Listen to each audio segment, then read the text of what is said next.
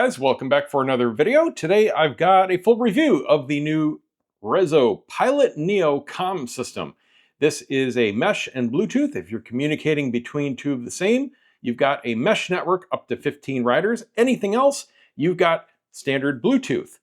We're going to unbox it real quick, go through its features, put it on a helmet, take it out on the road, give you all my thoughts. Then we're going to bring it back and measure it. This feels really nice in the hand. This is a premium feeling product. It actually feels sci-fi.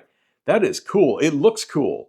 It's got this almost stealth-like look to it, kind of like a Robotech ship. That's just really neat. It is not the standard plastic that you get with, well, pretty much anything else out there.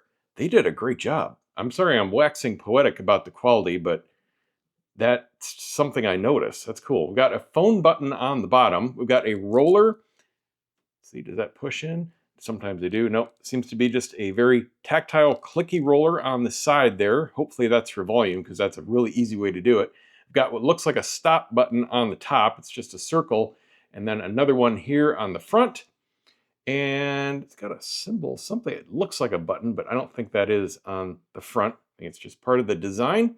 Looks like it probably clips in, and this appears to be a Bluetooth door, probably for charging. Yes, it is right there. So we do have a self-contained little rubber flap door. I like that. Where do the headphones plug in? Or maybe that's it. Oh, nope. That tells me that there's going to be a base with wires on it. I actually love that. So that way you can take this unit off, you leave the base all connected, you're never having to unplug anything. This is the way I prefer my units.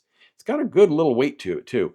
Huge battery. This is like twice what many others are out there. Let's take a look at what else is in the box. And of course, we've got all the standard features: waterproof, fast charging, voice control, Siri, Google. Plus it has its own internal voice command for its own features. Here are the speakers. They are 40 mil standard size.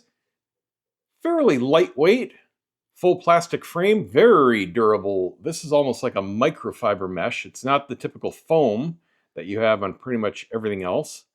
Very nice feeling.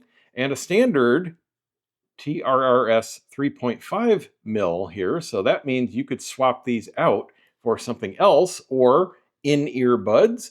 Anything that has a standard wire, that's pretty cool. Definitely not something you get on other entry-level stuff.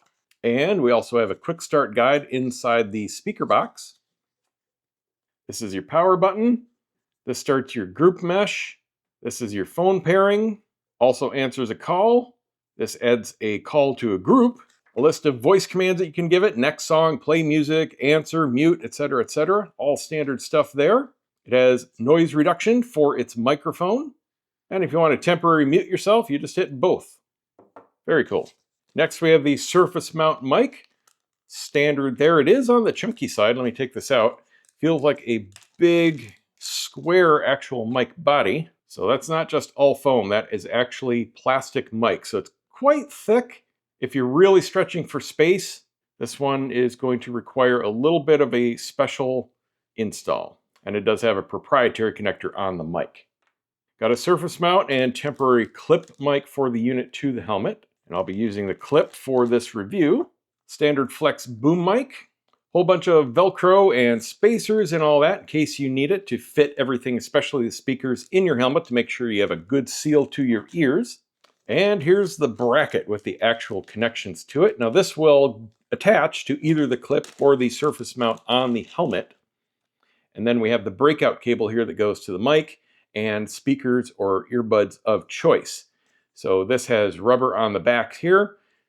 That'll sit flush on the side of the helmet. So when you remove the unit, this is all that's left, a nice side.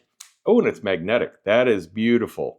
That snapped right into place, no wiggle. That is the way to do it. There's a button here. I'm assuming that, yes, it does. It's just hard to hold like that. When it's attached to the helmet, it's not going to be an issue, but that flies right into place. That is absolutely perfect. Love it. And then last but not least, some alcohol for cleaning if you're going to use the grip tape. And we've got the USB charging cable. All right, let's get it on the helmet, get on the road, and see what we think. So I knew there had to be an app because this unit was stuck in Chinese, but there wasn't anything in or on the packaging. I did find the download link on the website, however. Once in, I updated the firmware, and it presents you with a plethora of settings. You don't need to use the app, but it does make it very easy to pair up groups, for example. Now with this Neo unit, you don't need an account. You can skip and just go right into the app. If you have the Pro version, you're going to need an account if you want to use the internet-based communications. We've got volume and quality settings for every input. So after testing, I've determined what the audio settings are doing, and your best settings are going to be with the EQ on in balance mode. You have two other EQ settings, bass boost and treble boost. Both of those are absolutely worthless. They've cranked the bass up on both of those so much that it's just completely distorted and muddy, and treble boost just has a little bit more high end in addition.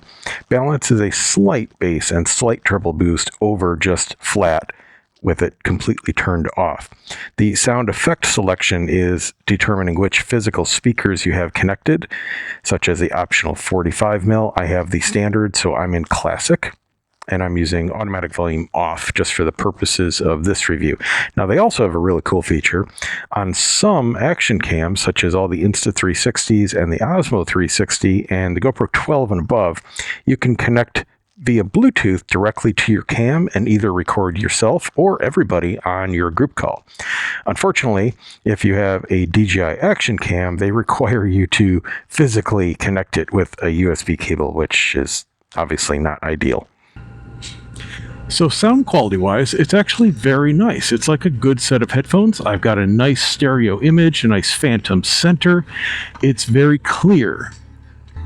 Both lyrics and navigation prompts completely hearable.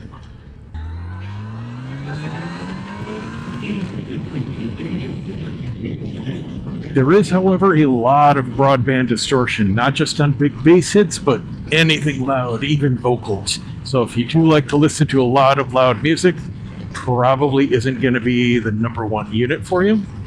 I really like the controls. The side wheel is super easy to use for volume up or down.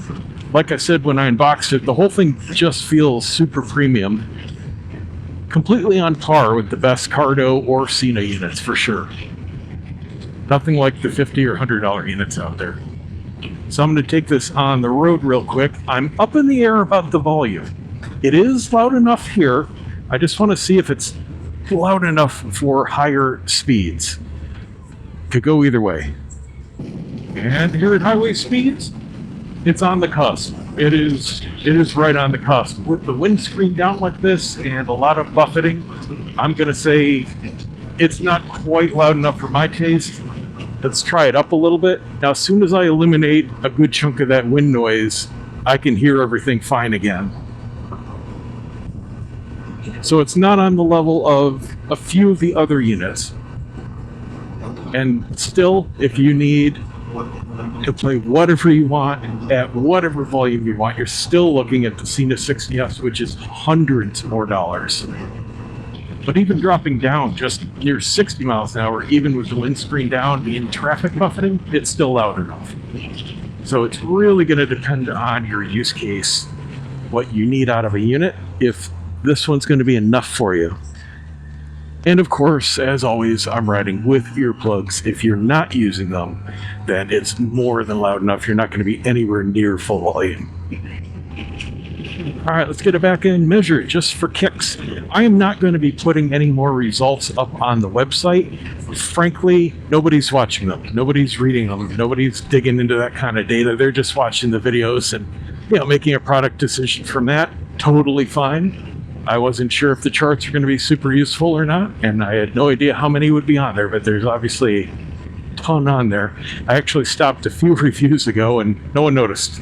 Proves my point. All right, measuring everything out here. Got my calibration mic.